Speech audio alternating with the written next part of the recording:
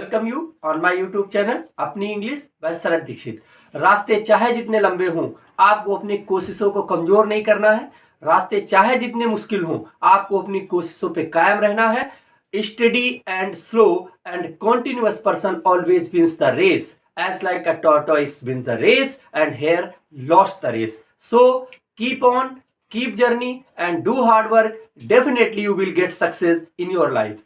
इन सभी सक्सेस के लिए आप मेरे वीडियो को देखें, आप मेरे वीडियोस को शेयर करें, आप मेरे वीडियो को लाइक करें। इस तरीके की बहुत सारी इंफॉर्मेशन आपको मिलती जाएंगी। आज का टॉपिक जो है वो बहुत ही simple, interesting but very important topic है। आज का टॉपिक है देयर। देयर जो है वो एक ऐसा वर्ड है जो कहीं पे तो अपने मीनिंग के लिए यूज होता है और कहीं पे कोई मीनिंग ना होने पर भी देयर का यूज हो जाता है। So very interesting but very important everywhere. कैसे देखते हैं, लेट्स स्टार्ट वीडियो।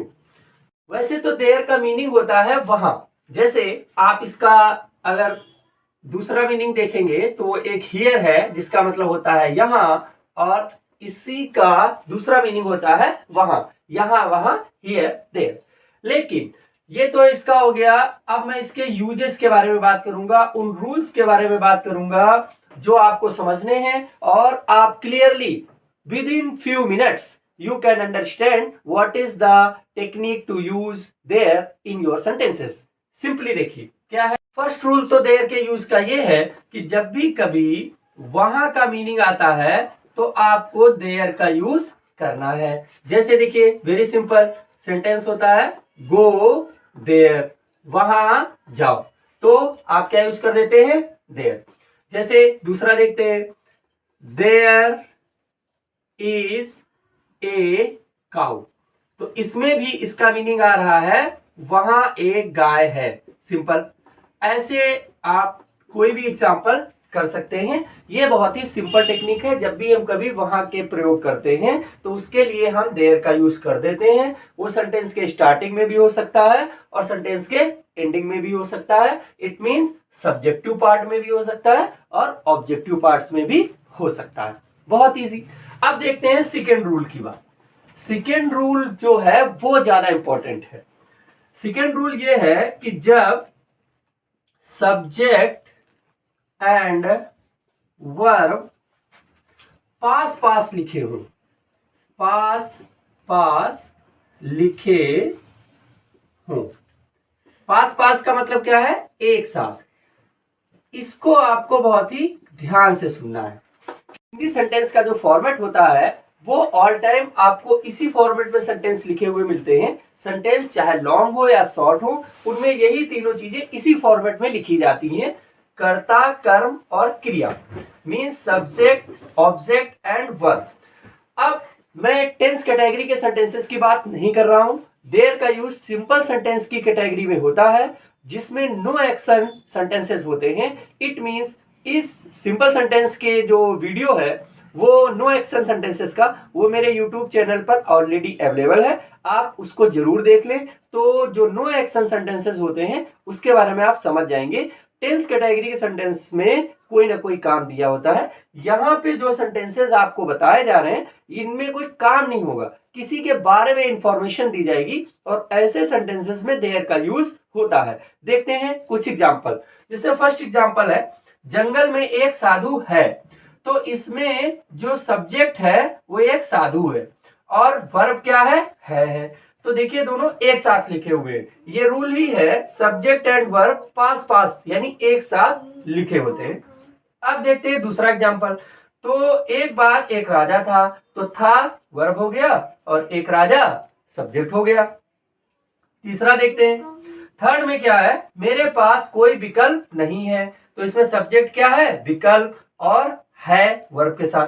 अब इनको कैसे फॉर्म करना है, देखिए इन सेंटेंस को आपको ऐसे फॉर्म करना होता है जब सब्जेक्ट अनअवेलेबल दिखाई दे, कोई सब्जेक्ट वहां नहीं हो, और यहां पे देखिए क्या लिखा हुआ है, जहां कुछ होना या ना होना पाया जाए, तो ऐसे सेंटेंसेस में देयर का यूज होता है।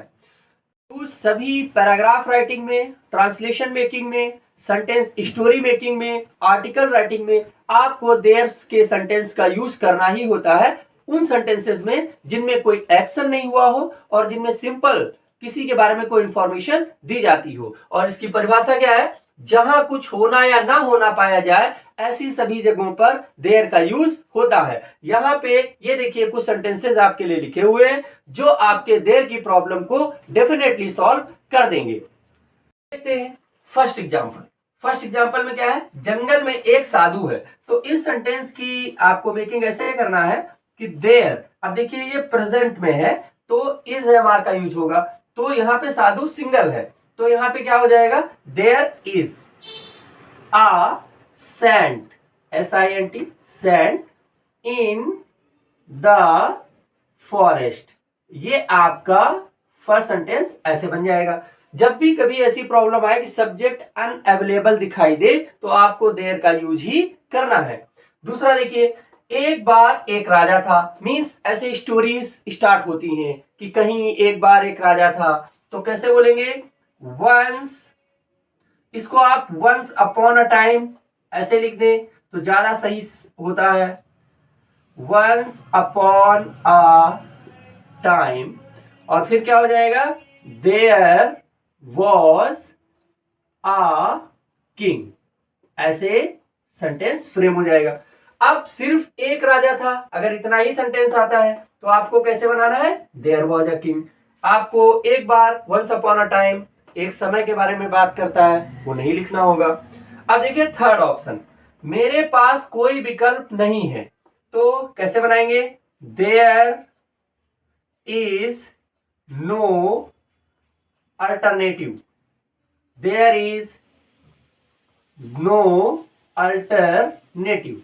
जैसे कभी कभी आपके लाइफ में ऐसी सिचुएशन आ जाती है कि आपके पास कोई और दूसरा ऑप्शन होता ही नहीं है, तो आप इस सेंटेंस का ही यूज करते हैं कि मेरे पास और कोई दूसरा ऑप्शन नहीं है, मतलब दूसरा विकल्प नहीं है।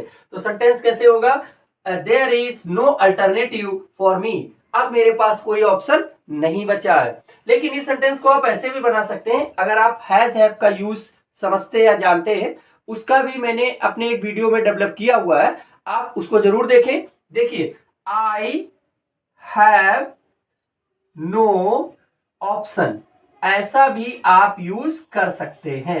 यहाँ पे देयर से रिलेटेड आपके लिए कुछ एग्जांपल्स लिखे हुए हैं, उन एग्जांपल्स के थ्रू आप ये समझ जाएंगे कि देयर का यूज ऑल टाइम वहां के लिए ही नहीं होता है। कभी कभी देयर का यूज जो होता है वो कोई मीनिंग ना होने पर भी देयर का यूज हो जाता है। जैसे देखिए, please ask that lady there, means जैसे आप कहीं फोर व्हीलर से जा रहे हैं और गांव में ऐसे रास्ते पे फंस रहे हैं जहां पे गूगल मैप काम नहीं कर रहा है, तो आप क्या है, किसी से कहेंगे चलो उस महिला से पूछते हैं या उस आदमी से पूछते हैं। तो वहां पे आप प्लीज आस्क दैट लेडी, तो जैसे लेडी बिल्कुल पास है तो बोल सकते हैं, लेकिन जैसे जरा सा भी दूर है या उस लेडी को हमको ज्यादा इंपॉर्टेंस देनी है तो आप इंग्लिश में यही बोलेंगे, please ask that lady there, वहां उस महिला से पूछते हैं। वहां मीनिंग नहीं भी बोलेंगे तब भी आप यही कहेंगे कि उस महिला से पूछते हैं। अब देखते हैं second sentence, look at there means वहां देखो। तो इसमें इस देयर का सीधा मीनिंग आ रहा है वहां, इसमें कोई डाउट नहीं है, इसमें इसका क्लियर सेंस है। क्यों, क्योंकि वहां ही एडवर्ब ऑफ प्लेस है, मतलब उस जगह के बारे में बात कर रहा है कि वहां देखो, सीधा कह रहा है, तो यहां पे इसका सेंस वहां ही है। अगला देखिए, look at that girl there. अब यहां पे इस देयर का मीनिंग ये आप नहीं भी बोलेंगे, सिर्फ ये कह दें कि उस लड़की को देखो जरा, तो यही सेंस आ रहा है कि वहां उस लड़की को देखो, लेकिन आप वहां नहीं बोलेंगे, हिंदी में ऐसे ही बोलेंगे उस लड़की को देखो। तो look at that girl there ऐसा इंग्लिश में आएगा, यहां पे इसका मीनिंग वहां नहीं आएगा। अब ये इंटरेस्टिंग टाइप के आपके लिए 3 एग्जांपल एक ही सेंटेंस के 3 प्रकार से बना के लिखा हुआ है। इसका एक 4th टाइप भी है, लेकिन अभी आप 3 समझ लें। 4 taps are in my school, मेरे स्कूल में 4 नल हैं, यही सेंटेंस है, उसको 3 प्रकार से बनाया गया है। देखिए, 4 taps are in my school right sentence है।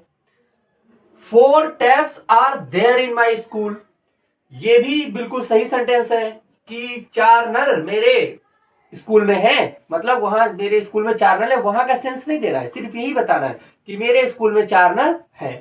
अब 4th देखिए, थर्ड देखिए, there are 4 taps in my school, मेरे स्कूल में 4 नल हैं। अब समझना ये है, ये तीनों सेंटेंस जब सही है, इसको ऐसे भी एक और सेंटेंस टाइप लिख सकते हैं कि माई स्कूल हैज 4 टैप्स। इसको आप ऐसे भी लिख सकते हैं और ये भी सेंटेंस सही होगा। लेकिन आप इनको पढ़ के इमेजिन करें तो कौन सा सेंटेंस एकदम करेक्ट आ रहा है, ये वाला। अगर आप ऐसा सेंटेंस लिखेंगे तो एकदम करेक्ट फीलिंग देगा और इंग्लिश नेटिव्स इसी टाइप के सेंटेंसेस का यूज करते हैं। There are 4 taps in my school, ये एकदम करेक्ट सा सेंटेंस है। देर के रूल्स और ट्रिक्स के बाद अब मैं आपके लिए कुछ प्रैक्टिस सेशन के एक्सरसाइजेस लेके आया हूं। आप इन 5 सेंटेंस को स्क्रीनशॉट कर ले या नोट कर ले। मैं एक बार बोल दे रहा हूं। उस घर में कोई है, मैदान में एक स्कूल था, हमारे कक्षा में 40 विद्यार्थी हैं, मेरे स्कूल में एक चपरासी है, आसमान में कितने तारे हैं। ये सारे सेंटेंस में देर का यूज होगा।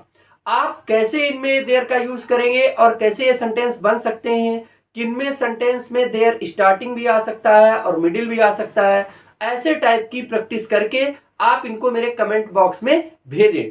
ये आपके लिए बहुत हेल्पफुल होगा और आप मेरे वीडियोस को रेगुलरली वॉच करते रहें। आप नेक्स्ट मेरा वीडियो जो आएगा वो बोर्ड एग्जाम्स और इंटरनल एग्जाम्स में डायरेक्ट इनडायरेक्ट जो आपकी प्रॉब्लम खड़ी करती हैं उनका फुल ऑफ सोल्यूशन होगा। उसका वेट करें।